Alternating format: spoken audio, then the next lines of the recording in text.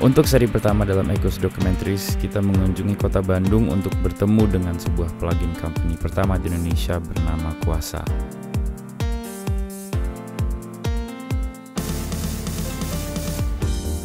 Ini adalah cerita mereka.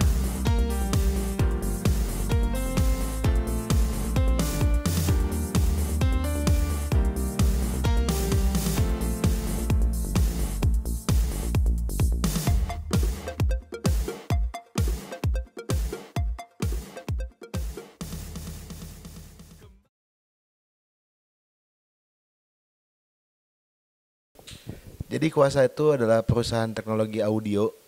Kita bikin software, plugins tepatnya, efek-efek untuk pemroses suara secara digital. Biasanya dipakainya buat studio rekaman sih, atau orang buat bikin musik gitu kira-kira. Kalau Kuasa sebenarnya foundernya ada 3. Ada saya sendiri, Dea, ada Ari, sama satu lagi ada Adit. Cuma kalau Adit lebih fokus ke studio dia. Terus di lain itu kita juga ada teman-teman lain gitu ya. Ada Juan, ada Cil, ada Bram, ada Iqbal, ada Tama. Masing-masing dari kita profesional di bidangnya gitu ya. Masing-masing ada yang desainer, ada yang engineer, ada yang lulusan fisika, lulusan teknik elektro, tapi semuanya alhamdulillah pemain band sih gitu. Jadi kita bermusik juga tapi punya kehidupan profesional lainnya di Kuasa ini. Sebenarnya sih kalau inspirasi kenapa bikin plugins karena emang dari awal kita semua suka dengan musik musik komputer kali ya, Ri ya. Apa ya, Ri ya? Terus Ari yang awalnya itu dari Ari dulu. Coba Ri ceritain Ri, awalnya gimana? Ya dulu awalnya saya Ari punya project bikin freeware atau software gratis lah untuk ampli gitar. Saya bikin ampli gitar, juga ada beberapa software untuk kebutuhan mastering. Nah dari situ kebenaran penggunanya dari seluruh dunia banyak banget. Mungkin karena gratis juga, terus mungkin yang awal-awal pembuat ampli gitar yang gratis dan bagus, termasuk yang awal-awal juga kali ya. Itu tahun 2007 sampai 2009 awal lah, sebelum akhirnya co-founding Kuasa. Untuk plugin itu sebenarnya itu software tambahan sebenarnya, software tambahan untuk yang untuk digunakan di software rekaman yang lebih besar sebenarnya. Tapi nggak hanya plugin juga sih, kita juga bisa jalan berdiri sendiri, nggak harus sama plugin. Jadi kalau plugin itu intinya hanya efek-efek tambahan lah, efek tambahan untuk software host atau digital audio workstation yang biasanya punya banyak formatnya. Ada VST, ada audio units, ada AAX, ada rack extension. Itu biasanya udah standar di di banyak software rekaman dunia lah gitu. Terus kalau untuk orang awam sih intinya kita bikin efek-efek yang lebih bagus, lebih mudah digunakan daripada efek-efek bawaan dari software pengolah audio yang biasa kamu pakai kayak GarageBand, kayak Logic, kayak Ableton. Biasanya mereka udah punya efek sendiri tapi shitty sih dibanding sama punya kita gitu kira-kira. Jadi kita pihak ketiga yang melayani pembeli-pembeli yang pembuat musik dari seluruh dunia gitu sih kira-kira.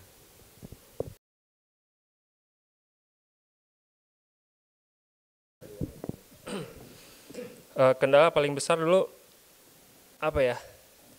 saya bukan lulusan informatika atau lulusan teknik fisika atau elektronika, tapi untuk membuat software plugin ini untuk audio itu kita dituntut untuk bisa berbagai macam bidang ilmu ya. Jadi saya juga harus belajar dulu elektronika juga, belajar juga bahasa pemrograman juga, terus belajar juga ilmu DSP, Digital Signal Processing, fisika juga.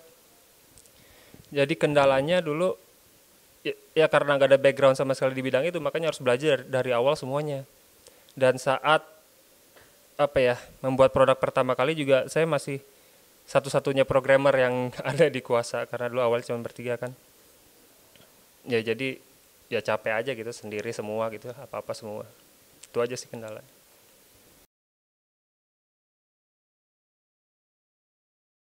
Eh, itu jawabannya susah sih, tapi kalau saya pikir sih kayaknya iya ya, kayaknya kalau kita lihat dari yang lain-lainnya kayaknya teknologi digital tentunya ya itu akan men-take over jadi mainstreamnya gitu. Cuman tentunya kalau ya masalah hardware gitu ya tetap akan dipakai, cuman kayaknya pasarnya nggak sebesar dulu, lebih ke niche butik produk sekali ya. Cuman yang umum, yang mainstream tentunya yang digital.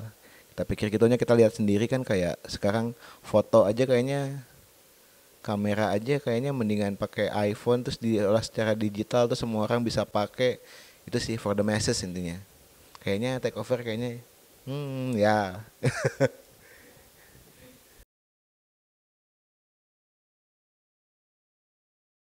Sebenarnya sih kalau sekarang nggak juga ya. Kayaknya kalau orang mau manggung kayaknya masih tetap harus pakai hardware beneran gitu, karena masalah keadaan juga gitu. Adanya apa di panggung, terus mendukung apa kayak gimana nya gitu, dukungan hardware bla bla blanya. Cuman kalau kita sih punya visi di masa mendatang, kita pengen orang itu kayak ada seamless transition gitu, jadi kayak mereka bisa bikin produknya on the go pakai mobile, terus mereka bisa olah lebih lanjut di rumah, bikin musiknya, produksinya sampai mixing, mastering, terus mereka bisa bawa itu ke stage dengan bantuan hardware gitu. Kita pengennya kayak gitu sih, semuanya powered by our products gitu. Cuman saat ini kita masih mencoba ke arah sana, meskipun kita masih fokus di desktop dulu ya.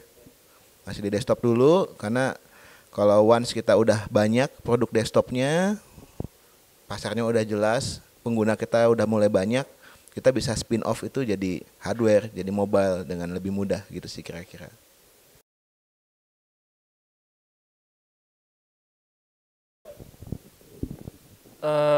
Untuk beli hardware sih sebenarnya ya perlu, tapi bukan pendukungnya justru yang digunakan. Misalnya kalau drummer ya drumnya kan harus beli, paling nggak sticknya harus beli kan. Terus kalau gitaris ya gitarnya harus beli, nggak mungkin juga gitar kayaknya sampai beberapa puluh tahun mendatang belum bisa digantiin sama digital gitu ya. Kalau stringnya sendiri mungkin bisa, tapi tetap aja feel-nya agak kurang kalau gitar sih. Jadi kalau untuk hardware lebih ke yang alat apa ya, instrumen apanya ya, organiknya gitu sih.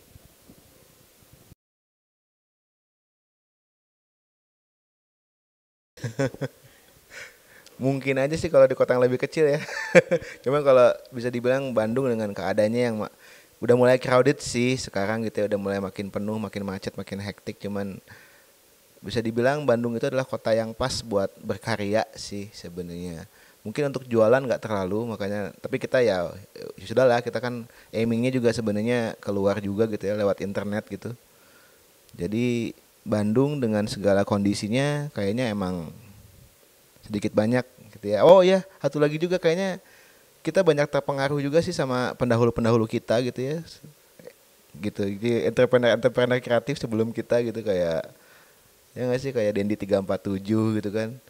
Mereka bisa menciptakan yang ada dari yang tiada gitu. Itu inspiratif juga buat kita. Soalnya dalam tanda kutip kita semua anak indie. Kesel sih ngomongnya, cuman emang kira-kira itu salah satu hal yang bisa men-trigger kita juga sih untuk berani seperti itu gitu. Kayaknya kalau dekat lain kayaknya nggak mungkin ya.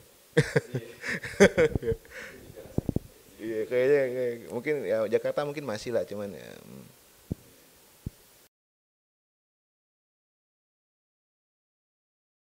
Wah, sebenarnya sih emang dari awal kita lumayan muluk sih, kita lumayan ambisius dengan Kuasa ini. Agak naif, cuman kita punya visi yang namanya apa sih? Ini sebenarnya Aris yang awal, yang awalnya ini mengerikan banget ya. Sebenarnya enggak sih, kalau kalau dulu Dulunya awalnya pribadi sih, intinya sih pengen bikin perusahaan aja sih. Tapi untuk membuat perusahaan itu harus punya apa ya, harus punya prinsip menang atau mati. Jadi gitu aja. Jadi pas akhirnya bikin Kuasa ya, kita langsung 100% terjun di situ. Nggak kerja di luar lain lagi selain main band ya. Intinya sih harus berhasil seberhasil-berhasilnya atau nggak sama sekali gitu aja sih. Apa biggest aim? Menguasai dunia. Intinya sih kan yang jelas ingin produk Indonesia itu benar-benar ada gitu di mata dunia, nggak dipandang sebelah mata. Terus emang apa ya, terkenal lah di seluruh dunia gitu aja sih.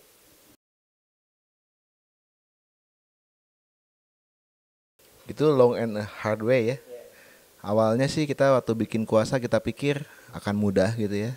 Wah, ini penggunanya softwarenya dulu yang Ari waktu zaman masih gratisan kan sekitar beberapa puluh ribu gitu, 80 ribu gue lupa lah. Ini kalau satu orang beli $100 kayaknya kita bisa kaya nih ternyata. Kenyataannya nggak kayak gitu. Itu berat banget kita untuk sedikit demi sedikit dari sales yang cuman per bulan cuman ada dua orang yang beli sebulan gitu ya dengan harga $50 bayangin gitu ya, sampai akhirnya terus dikit kita nggak terlalu banyak melakukan upaya marketing sebenarnya, dan cost untuk advertisingnya juga gede gitu ya. Di sini kita compete dengan brand-brand besar yang punya kapital besar dan mereka didukung oleh, anggaplah kayak Isotope gitu ya. Isotope itu kan disupport sama MIT gitu, Massachusetts Institute of Technology gitu, which is one of the best institute gitu teknologi gitu di dunia gitu. Terus ada juga yang anak-anak Stanford gitu, ada yang anak-anak Softube tuh, anak-anak Linköping Sweden. Kalau kita anak-anak ITB paling yang bantuin kita. Jadi itu berat sebenarnya, tapi gak tahu kenapa ya kok bisa ya. Ini prosesnya panjang sih. Jadi sebenarnya kan kita jadi kelemahan kita jadi kekuatan sebenarnya. Dulu awalnya masih gak banyak kita programmernya kan. Jadi karena gak banyak programmernya, kita bikin sesuatu yang beda, yaitu contoh aja ampli gitar. Kita kan emang apa ya, paling spesialisasinya ampli gitar lah ya. Yang kita bikin beda dengan perusahaan-perusahaan lain itu, kita ampli gitarnya fiturnya sedikit.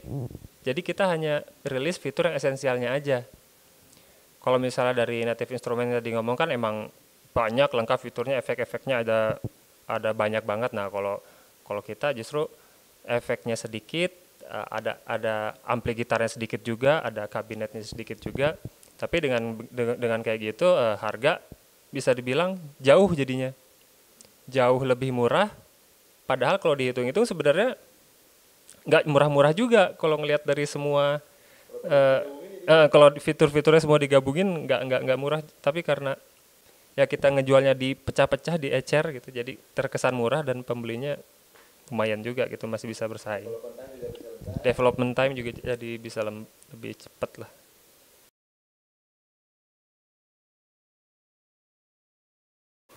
Iya. Ya Reason Rack Extension sebenarnya kita dulu rilisnya agak telat juga. Dulu banyak masalah juga, tapi kebenaran Kuasa itu bisa dibilang rack extension ampli gitar pertama yang ada di ya third party-nya, ada yang dari Propeller Head. Di format rack extension kita ampli gitar pertama. Emang ada ampli gitar yang udah built-in di Reason-nya, tapi kita yang pertama sih. Itu jadi makanya kita selalu dikenal sampai sekarang gitu. Iya. Tadinya sebelum itu sih udah hampir bangkrut sebenarnya Kuasa. Enggak ya? Oh enggak.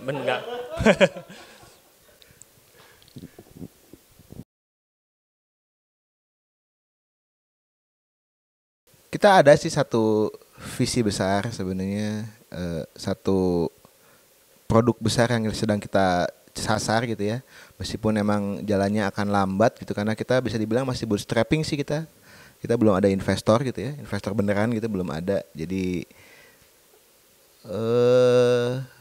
belum bisa menjanjikan apa-apa juga ya Ria, tapi ya Yang jelas sih itu sih. Jadi kita mau memperbaharui satu produk pertama kita, namanya Amplification One. Jadi versi yang lebih baru dan beda dan belum pernah ada dan ya gitulah. Jadi kira-kira. Jadi kita mau benar-benar agak muluk, cuman ini kita pengen sedikit mengguncang dunia lah. Gitu gimana ya?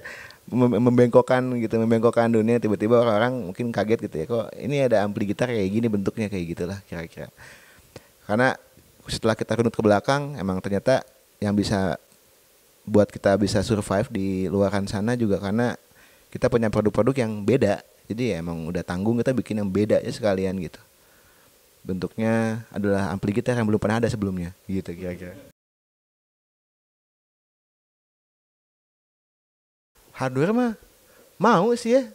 Kita juga selama ini bikin hardware sih meskipun skala kecil gitu, kayak cuman 1 biji 2 biji buat kita doang gitu. Kayak kemarin tuh salah satu anak kantor gitu, si Juan tuh dia bikin satu software, tapi karena nggak tahu pembandingnya hardwarenya kayak gimana, akhirnya dia bikin hardwarenya dulu terus dibikin jadi softwarenya terus dibandingin suaranya gitu. Jadi kita banyak sih sebenarnya prototip seperti itu. Cuman untuk rilis kayaknya jangan dulu ya, karena kapitalnya juga mengerikan itu. Tapi yang jelas sih Kuasa bakal konsennya terus di software. Kalau misalnya kita di masa depan ngerilis hardware juga kemungkinan sebagai produk pendukung gitu aja sih.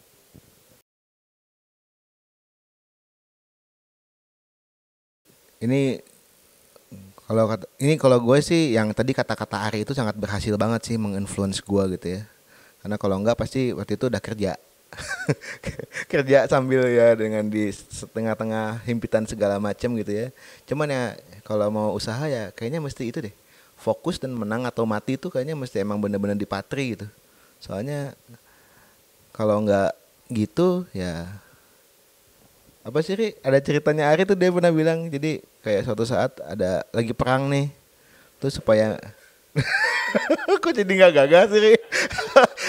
Ada lagi perang nih, terus sama si jenderalnya tuh si jembatan yang di belakangnya tuh dibakar gitu supaya mereka nggak bisa balik. Jadi lu cuma punya satu pilihan kan, lu nggak bisa kalah gitu, lu cuma bisa menang.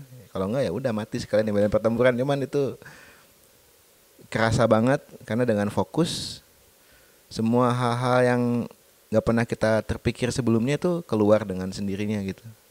Gitu sih. Apalagi Ri? Itu ya udah itu menang atau mati doang sih, itu doang sih, udah nggak ada lagi.